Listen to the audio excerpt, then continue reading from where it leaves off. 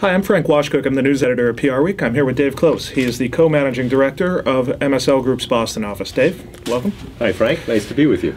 So technology-wise, what do you expect to see happening differently in technology PR in 2012 than you would have seen in 2011 or 2010?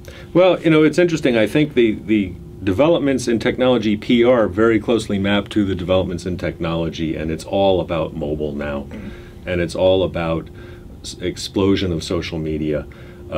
Millions and millions of people are going to Twitter and Facebook and all the other social media sites, and PR people are using all of those tools to tell their client stories as well, and they're mapping, you know, almost in parallel. So does that mean that mobile social, with the slash in the middle, has really taken to the forefront as far as tech sector PR goes, or is there as much of a focus on traditional areas as there used to be? Has one overtaken the other?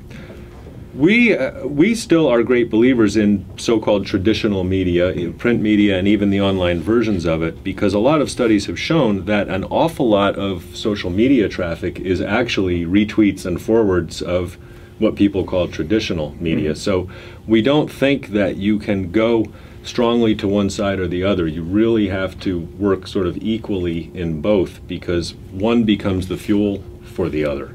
And we see that all the time. There's still an enormous benefit to getting a story in the Times or the Journal or one of the major news weeklies, but then you can use social media to get that out in a much more directed way to specific audiences.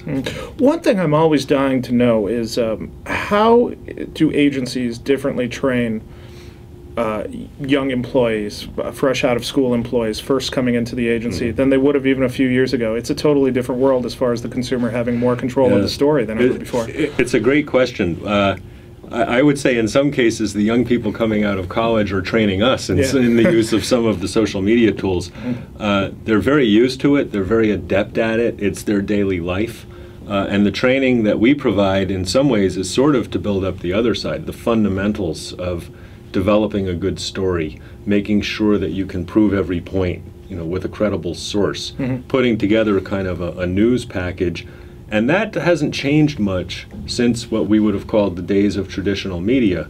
What has changed is the ways that you can then propagate that and get it to much more specifically targeted audiences. But we have a lot of social media training at Schwartz MSL and a lot of sort of traditional PR and communications training, but many of the younger people coming in are really wizards at the use of social media tools already. Here I am with Megan Gross. She is the other co-managing director of Schwartz MSL in Boston. Hi, how are you? Hi, good, thanks. Thanks for having me. So just talk to Dave about what he sees happening in 2012 more than the past few years. Any insights you want to add to that, or anything else that you're seeing clients want going into this year?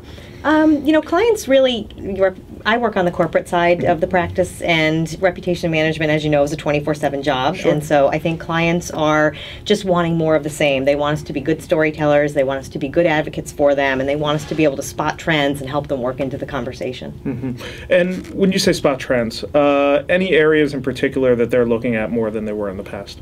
Well, I think most companies are focusing on efficiency. They want to be looked at it. They want to be viewed as companies who are driving innovation. They want to be looked at as cost competitive. They want to be market leaders, and so I think they want to work into those conversations where those are happening. So Dave and I just talked about social a lot. Being more on the corporate side, do you see less of an emphasis on social, or is that something that they definitely have an eye on? They definitely have their eye on it. Right. Most of the executives that we work with in the C-suite, they want to have thought leadership profiles of their own, and they are dabbling in Twitter, and they are looking around on Facebook, and they're blogging, creating content, so they're definitely looking at it with a lot of interest, and they understand that in order to be a thought leader that you have to, again, do it 24/7, and you have to do it in a holistic way. Right, right.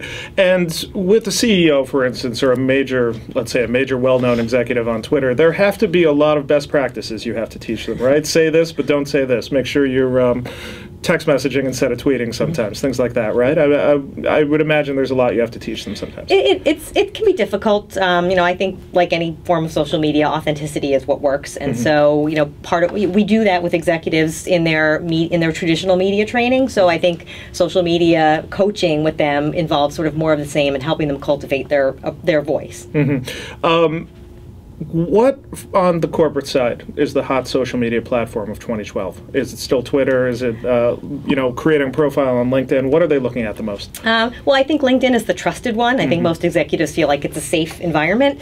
But I think that, again, increasingly, they're definitely following their own company's Twitter feeds, and they're following their competitors. They're looking with great interest at what their peer-level C-suite people are doing in other industries. And so I do think a lot of it is becoming Twitter. Now, is social media for the corporate side, is it friendlier for any specific industry, or not so much? Is it across all industries? I think it probably is friendlier for some industries. We work with a lot of regulated industries, and as you can probably imagine, that can be a trickier field to navigate. Sure. Again, this is Frank Washcook, news editor of PR Week, and this is Megan Gross, the co-managing director of Schwartz MSL Boston.